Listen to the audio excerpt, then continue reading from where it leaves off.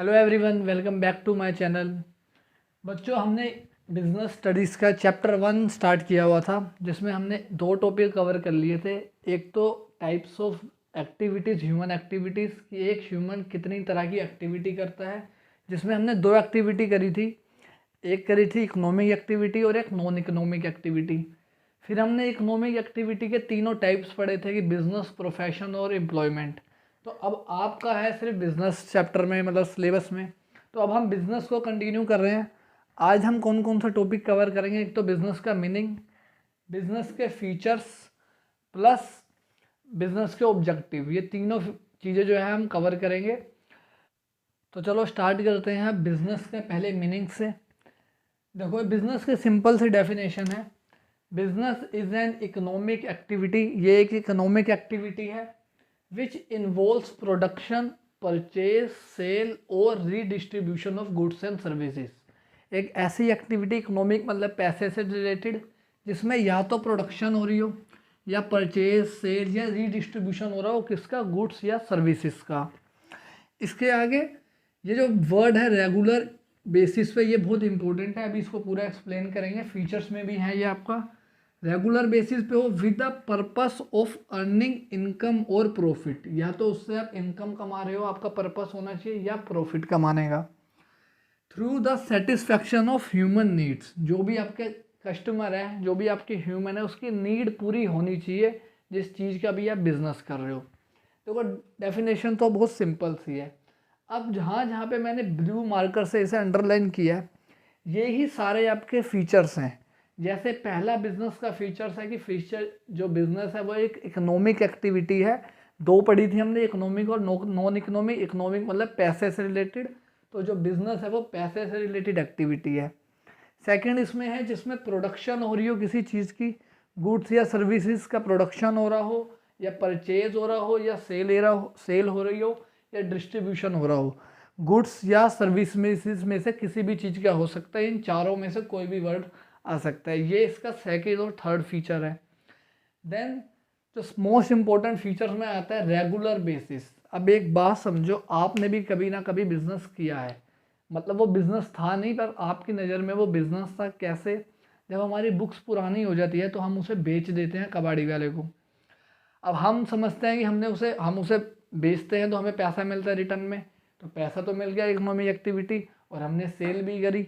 लेकिन वो कोई बिजनेस नहीं है, क्योंकि जो एक बिजनेस होता है वो रेगुलर बेसिस पे होता है। ऐसा नहीं है, कभी कभी ऐसा भी होता है हम अपना कोई पुरानी कार वगैरह बेच देते हैं, टीवी बेच देते हैं, कोई भी अदर गुड्स बेच देते हैं, लेकिन वो बिजनेस के अंदर नहीं आता। कहीं कल को कबाड़ी वालों को किताबें बेच दो और अपने आप का नाम रख दिया बिजनेसमैन, तो ऐसा नहीं होता। बिजनेस हमेशा रेगुलर बेसिस पे होना चाहिए, और उसका जो पर्पस है वो प्रॉफिट अर्निंग होना चाहिए। अगर वो उसका पर्पस प्रॉफिट अर्निंग नहीं है तो वो फिर वो नॉन इकोनॉमिक एक्टिविटी में आ जाता है। जैसे एनजीओज वगैरह होते हैं तो वो बिजनेस नहीं करते। देन आगे है through the satisfaction of human need. जो भी आप बिजनेस कर रहे हो वो ऐसा होना चाहिए जो ह्यूमन नीड्स को पूरा करे, उनको सेटिस्फाई करे, जिस चीज़ के लिए वो गुड्स खरीद रहे हैं और आपको पैसा दे रहे हैं। ये जहाँ जहाँ पे आपके मैंने अंडरलाइन किए, ये सारे आपके फीचर हैं। अब इसके अंदर दो फीचर और इंक्लूडेड हैं जो डेफिनेशन में नहीं है, जिसमें से पहला है अनसर्टेनिटी ऑफ रिटर्न। इसका मतलब क्या है? अनसर्टेनिटी का मतलब है कि हमें नहीं पता फ्यूचर में क्या होगा। तो किसी भी बिजनेसमैन को, चाहे छोटा से छोटा बिजनेसमैन हो, बड़े से बड़ा, उसको नहीं पता कि उसको रिटर्न कितनी मिलेगी, कितना प्रॉफिट मिलेगा। कोई भी एग्जैक्ट नहीं बता सकता, सिर्फ एक एस्टिमेशन लगा सकता है कि हाँ 10% तक तो प्रॉफिट मैं कमा ही लूँगा, या अगर 1 लाख रुपए लगाया तो 10,000 तो प्रॉफिट कमा ही लूँगा। लेकिन वो सिर्फ एस्टिमेशन है, कभी भी रिटर्न का फिक्स नहीं लगा सकते। देन लास्ट, ये भी इम्पोर्टेंट है, एलिमेंट ऑफ रिस्क। अब देखो, चाहे एक बाहर आपका नॉर्मल सब्जी वाला भी आता हो गली में, या कोई बड़ा बिजनेसमैन भी हो, सबके बिजनेस में रिस्क जरूर होता है। अगर उसके बिजनेस में रिस्क नहीं है तो इसका मतलब है वो बिजनेस ही नहीं कर रहा। क्योंकि जितना बड़ा वो बिजनेसमैन होगा उतना ज़्यादा उसका रिस्क, जिस टाइप का उसका नेचर, मतलब जितना बड़ा उसका नेचर बिजनेस का, उस टाइप का उसका रिस्क ज़्यादा होगा। अगर कोई सिर्फ 10,000 रुपये बिजनेस में लगा रहा है तो उसका जो लॉस होगा, ज़्यादा से ज़्यादा उसका रिस्क कितना होगा? 10,000 रुपये का। लेकिन वहीं अगर किसी ने 1 करोड़ रुपया लगा दिया बिजनेस में तो उसका रिस्क भी बढ़ गया, 1 करोड़ उसका रिस्क हो गया। या फिर नेचर कैसे? अगर आप सेल करते हो कैश में ही सेल करते हो, कभी भी क्रेडिट में सामान नहीं बेचते, तो अब जब आप कैश में सामान बेच रहे हो तो आपका रिस्क थोड़ा कम हो गया।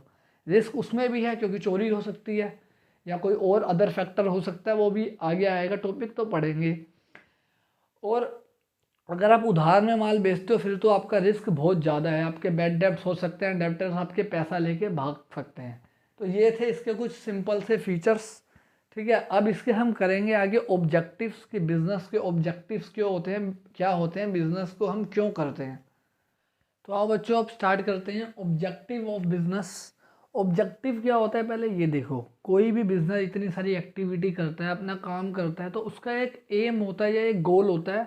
ऑब्जेक्टिव की जगह आप गोल वर्ड भी यूज़ कर सकते हो, 12th में आपका ये वर्ड बहुत बार यूज़ होगा।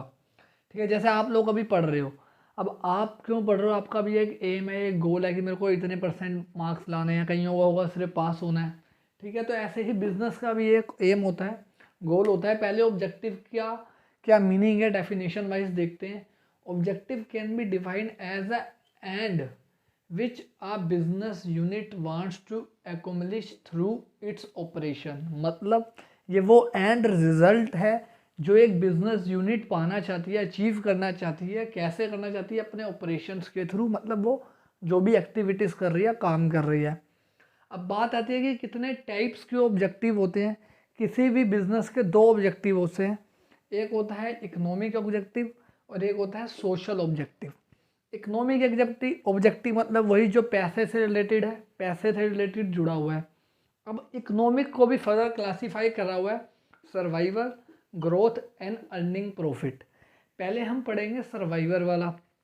सर्वाइवल कैसे है, देखो आज आपने एक बिजनेस स्टार्ट किया, आपको पता है न्यूली बिजनेस है, एकदम से तो प्रॉफिट होगा नहीं। अभी मैं सिर्फ इतना ही पैसा अर्न कर पाऊँ कि एटलीस्ट जो मेरी डेली कॉस्ट है या मेरा मंथली जो भी एक्सपेंसेस आ रहे हैं मैं उसे पूरा कर पाऊँ, मैं लॉस में ना जाऊँ, ना मेरे को प्रॉफिट हो, बट एटलीस्ट मैं मार्केट में सर्वाइव कर सकूँ कुछ टाइम के लिए। जितना मेरा डेली के जैसे मेरे सैलरी है या रेंट पे जा रहा है या other electricity bill, phone bill, जो भी अदर एक्सपेंसेस हो रहे हैं डे टू डे एक्टिविटी को करने के लिए, सिर्फ मेरे वो अचीव हो जाए, वो पूरे हो जाए, ताकि मेरे को ये ना हो कि मेरे को अपना मार्केट जो बिज़नेस है वो शट डाउन करना पड़े, मैं लॉस में ना जाऊँ। तो सबसे पहले कोई भी बिज़नेस जो है वो सर्वाइव करने के बारे में सोचता है। जब धीरे धीरे वो ग्रो होता है, सर्वाइव करता है, उसे समझ आता है कि मार्केट में क्या चल रहा है, मार्केट को समझता है, देन उसका होता है कि उसे अब प्रॉफिट कमाना है। अब वो प्रॉफिट कमाना भी क्यों ज़रूरी है बच्चों, देखो अगर आपके पास प्रॉफिट नहीं होगा तो आप ग्रो नहीं कर पाओगे। आपने अपने एम्प्लॉयज़ को सैलरी देनी है और भी खर्चे करने हैं, कभी कभी अचानक से आपको कोई लॉस हो सकता है या एक्सीडेंट हो सकता है, बिजनेस से रिलेटेड एक्सीडेंट, तो उसके लिए आपके पास प्रॉफिट होना बहुत ज़रूरी है, क्योंकि अगर प्रॉफिट नहीं होगा तो भी आपको प्रॉब्लम होगी। अब है थर्ड है ग्रोथ। अब एक बात समझो, अगर आप किसी कंपनी में गए, न्यूली गए, आपको job milli for example 50,000 per month, अब क्या आप 5 साल बाद भी वहाँ पे 50,000 पर मंथ में जॉब करोगे? नहीं करोगे। आप भी चाहोगे कि आपकी इनकम की ग्रोथ हो। ऐसे ही एक बिज़नेस की भी ग्रोथ होना बहुत ज़रूरी है, क्योंकि आपको पता है महंगाई बढ़ती है, इन्फ्लेशन रेट बढ़ता है और भी अदर फैक्टर, रॉ मटेरियल महंगा होता है। तो अगर आपकी ग्रोथ नहीं होगी, मतलब आपकी सेल्स नहीं बढ़ेगी, आपके प्रोडक्ट्स नहीं बढ़ेंगे, आपके नंबर ऑफ़ एम्प्लॉयज़ नहीं बढ़ेंगे, ये 3 फैक्टर होते हैं जिससे किसी कंपनी की ग्रोथ देखी जाती है या किसी बिज़नेस की ग्रोथ देखी जाती है। तो अगर आपकी ग्रोथ नहीं होगी, इसका मतलब है आपका मैनेजमेंट सही नहीं है, आपका जो गोल था वो अचीव नहीं हो पा रहा। अब आज भी अगर आप एक दुकान खोलिए, आज भी आप उस छोटी दुकान को ही चला रहे हो, 10 साल 20 साल हो गए, तो कैसे सर्वाइव करोगे मार्केट में। तो ये 3 थे इकोनॉमिक ऑब्जेक्टिव। अब आ जाते हैं सोशल ऑब्जेक्टिव। सोशल मतलब सोसाइटी से रिलेटेड सामाजिक ऑब्जेक्टिव। पहले क्या होता था, एक कंपनी जो वगैरह जो होती थी वो इस चीज़ पे, कोई भी बिजनेस होता था इसको इतना मतलब कहते हैं ध्यान नहीं देती थी, इग्नोर करती थी। लेकिन आजकल आपको पता है जो कस्टमर है, जो भी एक कंज्यूमर है, वो वेल एजुकेटेड है, उसे सब पता है कि क्या प्रोडक्ट हमें ऑफर कर रहा है, कितने प्राइस पे। तो इसलिए आजकल कंपनी की इमेज अच्छी करने के लिए सोशल ऑब्जेक्टिव को बहुत ध्यान दिया जाता है। तो कौन कौन से ऐसे सोशल ऑब्जेक्टिव है, पहला है क्वालिटी गुड्स। अब क्वालिटी गुड्स मतलब है कि जितना एक बिजनेस आपसे पैसा ले रहा है, एटलीस्ट उसको उतने लेवल की क्वालिटी प्रोवाइड करनी चाहिए। जैसे एप्पल है, अब एप्पल का फ़ोन इतना महंगा क्यों है, क्योंकि उस तरह की वो क्वालिटी दे रहा है आपको। अगर एप्पल का फ़ोन आपका ख़राब हो जाता है तो वो उसको एक्सचेंज करके दे देता है। तो इतनी अच्छी आपको वो सर्विस दे रहा है। तो ऐसे ही आपको उस तरह का क्वालिटी गुड देना है जिसका आप प्राइस चार्ज कर रहे हो। ये ना हो कि आप इतना महंगा प्रोडक्ट बेच रहे हो लेकिन आपका जो प्रोडक्ट है वो किसी लेवल का ही नहीं है, क्वालिटी ही नहीं है उसकी। तो वो अच्छा गुड्स होना चाहिए। सेकंड, आपने कोई अनट्रेड फेयर मतलब अनफेयर ट्रेड प्रैक्टिस नहीं करनी है। अब अनफेयर ट्रेड प्रैक्टिस क्या होता है, जैसे ब्लैक मार्केटिंग कि सामान लगा के रख लिया, स्टॉक भरते गए, मार्केट में जब सप्लाई कम हो गई तब उसे हैवी रेट पे बेचा, प्रॉफिट कमाया। जैसे कोरोना में हुआ, दवाइयाँ, सैनिटाइज़र, मास्क, वो वाला सीन हो, या ऑक्सीजन सिलेंडर हुए, तो आपने वो नहीं करना। और जैसे आपने देखा होगा खाने की चीज़ों को स्टोर कर लेते हैं या उसमें वैक्सिंग वगैरह वैक्स लगा देते हैं फ्रूट्स वगैरह में, तो ये सारी चीज़ें आपने नहीं करनी।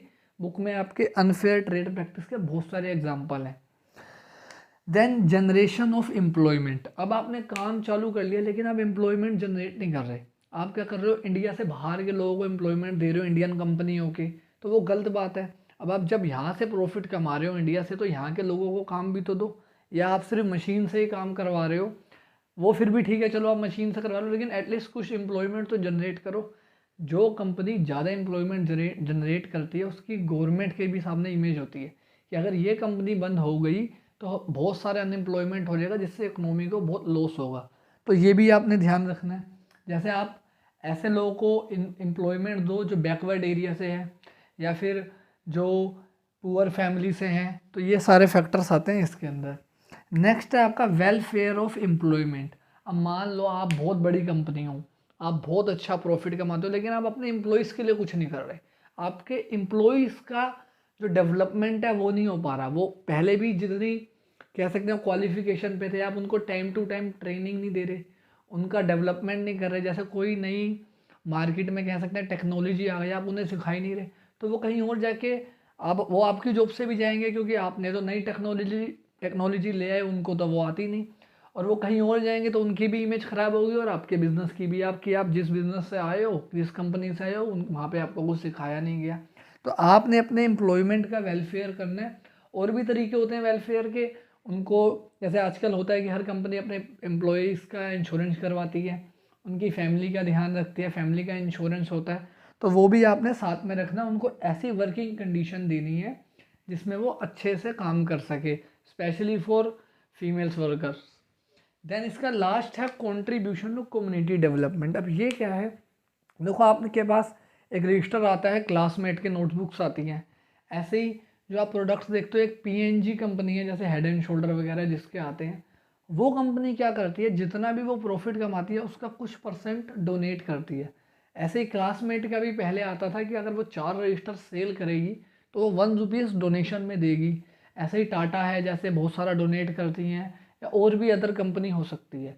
तो इसमें यह है कि आपने कम्युनिटी का डेवलपमेंट करना है। कैसे, आजकल बड़ी बड़ी कंपनियां स्कूल्स खुलवाती हैं, चैरिटेबल स्कूल्स, हॉस्पिटल जहाँ पे फ्री इलाज होते हैं, बड़ी बड़ी डिजीज़ का जो एक्सपेंसिव होती हैं, या फिर टेम्पल्स वगैरह खुलवा दिए, बच्चों के लिए प्ले स्कूल खुलवा दिए। तो ऐसी एक्टिविटीज़ आजकल करना बहुत ज़रूरी है, इससे मार्केट में आपकी एक अच्छी इमेज बनती है।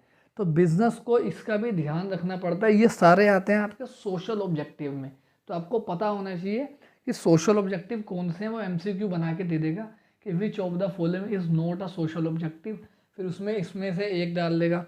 या फिर इसका भी बन सकता है कि which of the following is not an economic objective. तो ये 3 तो हैं, जो फोर्थ ऑप्शन होगा वो गलत वाला होगा, रॉन्ग होगा इसमें से। तो ये आपने ध्यान रखना है। अब लास्ट टॉपिक इसका करेंगे, रोल ऑफ प्रॉफिट, कि प्रॉफिट का एक बिजनेस में क्या रोल है, कितना इम्पोर्टेंट है एक प्रॉफिट बिजनेसमैन के लिए और बिजनेस के लिए। तो चलो बच्चों, अब लास्ट टॉपिक करते हैं आज का, role of profit in business, कि प्रॉफिट का क्या रोल है एक बिजनेस में, क्यों प्रॉफिट बहुत ज़्यादा इम्पोर्टेंस रखता है बिजनेस में। तो पहला पॉइंट सिंपल सा, किसी की बिजनेस की सबसे बड़ी इनकम ही क्या है, प्रॉफिट है। प्रॉफिट ही होगा तभी तो वो अपना सारा कॉस्ट वगैरह पूरी कर पाएगा। ये तो हमने फीचर्स में भी पढ़ा था कि सबसे मेन सोर्स जो होता है वो किसी भी बिजनेस का इनकम प्रॉफिट ही होता है।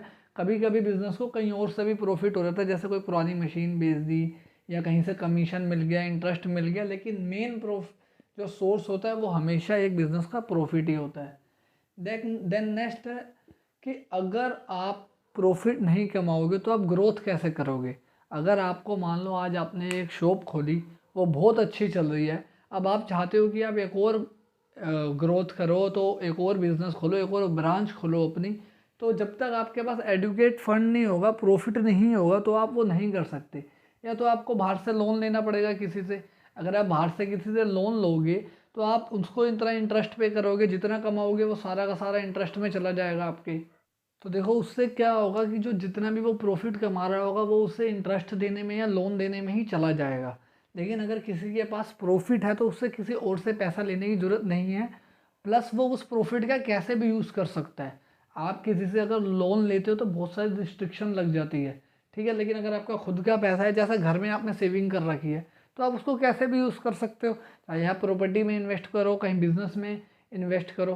लेकिन अगर आप किसी से और से पैसा लेके अगर लगा रहे हो तो वो 10 सवाल पूछेंगे। तो ऐसे ही ग्रोथ के लिए किसी भी बिजनेस के बाद प्रॉफिट होना बहुत ज़रूरी है। नेक्स्ट है रिवार्ड फॉर रिस्क टेकिंग। अब देखो, जब तक आप रिस्क नहीं लोगे तब तक प्रॉफिट नहीं होगा, ठीक है। तो जितना ज़्यादा एक बिजनेसमैन रिस्क लेता है उतना ज़्यादा प्रॉफिट होने के उसके बाद चांस होते हैं। अगर एक शॉपकीपर सिर्फ 10,000 रुपये का, अभी देखो जैसे दिवाली आ रही है, तो दिवाली में अगर मैं सिर्फ शॉप लगाऊँ और 1,000 रुपये का सामान रखूँ तो मेरा प्रॉफिट भी सिर्फ 1,000 रुपये के करीब होगा। मतलब अगर हम मान लेते हैं 20% प्रॉफिट का रेट है तो 200 रुपये में कमाऊँगा। वहीं एक पर्सन अगर 10,000 20,000 रुपये का सामान लेके बैठा है तो उसका प्रॉफिट भी 1,000 2,000 3,000 होगा, मेरे से ज़्यादा होगा। तो जितना ज़्यादा आपके पास वो होगा, रिस्क लोगे, उतना ज़्यादा प्रॉफिट होने के चांस है। लेकिन वो रिस्क भी जो होना चाहिए वो कैलकुलेटेड होने चाहिए। ये ना हो कि आपने इतना ज़्यादा पैसा लगा दिया कि वो वेस्ट ही जा रहा है, आपका स्टॉक बिक ही नहीं रहा। तो पहले आपको कैलकुलेट करना पड़ता है, बिजनेस के एनवायरनमेंट को रीड करना पड़ता है कि कितनी डिमांड है मार्केट में, उसके अकॉर्डिंग रिस्क लेना होता है। ये सब आप आगे बिजनेस स्टडीज जैसे जैसे पढ़ोगे आपको और क्लियर होगा। Then build up a reputation of business. देखो जिस बिजनेस के पास प्रॉफिट ज़्यादा होगा, प्रॉफिट कमा रहा होगा, यह एक वर्ड आता है बिजनेस अकाउंट्स में, जनरल रिजर्व। ये क्या होता है बच्चों, जैसे घर में गुल्लक होती है ना आपकी, वैसा ही होता है जनरल रिजर्व। हर साल बिजनेस जो होते हैं वो अपना प्रॉफिट का कुछ अमाउंट, कुछ हिस्सा निकाल के इस रिजर्व में बना के रख लेते हैं कि कल को हमें लॉस हो जाएगा या हमें कोई ऐसी अनसर्टिनिटी आ गई तो वहाँ पे हम इसे यूज़ करेंगे। तो अब जिसके पास ऑलरेडी बिजनेस के पास प्रॉफिट अच्छा है तो वो सैलरी भी अच्छी देगा, टाइम पे सैलरी देगा, बोनस दिया करेगा अपने एम्प्लॉयज़ को, वेजिस जो लेबर्स हैं उनको टाइम पे वेजिस देगा, उनकी प्रमोशन करेगा, उनकी सैलरी को बढ़ाएगा। तो उस कंपनी में हर कोई पर्सन जाना चाहता है। जैसे गूगल कितनी बड़ी कंपनी है, इतना अच्छा वहाँ सैलरी मिलती है। टाटा हो गया, उनकी सैलरी की बात भी है, अलग से आपको बहुत सारी सर्विसेज देते हैं। सपोज करो फॉर एग्जांपल कोई पर्सन गूगल पे काम कर रहा है और उसके बाई चांस एक्सीडेंट हो गया, उसकी डेथ हो गई, तो गूगल उनकी फैमिली का पूरा खर्चा पे करती है जब तक उनके बच्चे आई थिंक 18 या 21 साल के नहीं हो जाते, या अदरवाइज़ कुछ ऐसा रूल है कि जब तक उनकी लड़की की मैरिज नहीं हो जाती। तो सोचो ऐसी कंपनी में हर कोई जाना चाहेगा। तो ये कंडीशन कोई भी कंपनी तभी पूरी कर पाएगी जब उसके पास अच्छा प्रॉफिट है, जब उसके पास रिजर्व पड़े हैं बहुत सारे, तो इसलिए आपकी रेपुटेशन अच्छी होती है। अब ऐसे ही है, इससे मिलता जुलता ही थोड़ा पॉइंट है इंडेक्स ऑफ परफॉर्मेंस। जिस बिजनेस का, जिस कंपनीज का या बिजनेस का प्रॉफिट बढ़ता रहता है या कॉन्टीन्यूस उनको प्रॉफिट होता है तो उनका इंडेक्स जो होता है, जैसे आप ऐसे ग्राफ वगैरह बनाते हो ना, ऐसे प्रॉफिट ऐसे बढ़ रहा है, तो ऐसे उनकी इंडेक्स परफॉर्मेंस जो है वो बढ़ रही होगी तो उनकी इमेज अच्छी होती है मार्केट में। ये माना जाता है कि जो कंपनी ज़्यादा प्रॉफिट कमा रही है वो ऑफकोर्स अच्छी ही होगी, उसका बिजनेसमैन अच्छा है, उनका मैनेजमेंट अच्छा है। और जो जितना कम बिजनेस कमा रही है वो प्रॉफिट ही बेकार है, फिर लोग उस बिज़नेस को करने से थोड़ा, वो कह सकते हैं ना कि थोड़ा डिस्करेज होते हैं कि ये बिज़नेस नहीं करना है, इसमें प्रॉफिट नहीं होता, ठीक है। तो ये इसका पॉइंट है। लेकिन अब आपकी बुक में एक पॉइंट लिखा हुआ है जो प्रॉफिट के अगेंस्ट है, प्रॉफिट के अगेंस्ट आर्ग्यूमेंट है उसमें। जैसे अब मैंने आपको बोला कि प्रॉफिट कमाना ज़रूरी है, लेकिन प्रॉफिट आपने कैसे कमाना है, सोसाइटी को ध्यान में रखते हुए। मतलब जो भी हमने सोशल ऑब्जेक्टिव पढ़े थे आपने उनको ध्यान में रखते हुए करना है। ऐसा ना हो पैसे कमाने के चक्कर में आप कुछ अनट्रेड प्रैक्टिस करने लग जाओ, दिखाओ कुछ और कंज्यूमर को और बेचो कुछ और, जैसे कोरोना में लोगों ने किया। 100 रुपये का सैनिटाइज़र 500 में बेचा, 100 रुपये की मेडिसिन 5000 में बेची, सिलेंडर्स महंगे बेचे। ऐसे प्रॉफिट कमाने का कोई फ़ायदा नहीं है। अगर आप इस तरीके से प्रॉफिट कमाओगे तो आप शॉर्ट रन में तो बहुत ज़्यादा प्रॉफिट कमा लोगे। शॉर्ट रन में हर कंज्यूमर आपको पसंद करेगा, लेकिन धीरे धीरे आपकी सच्चाई सामने आएगी तो लॉन्ग रन में आपसे कंज्यूमर दूर हो जाएंगे, आपके प्रोडक्ट खरीदना बंद कर देंगे।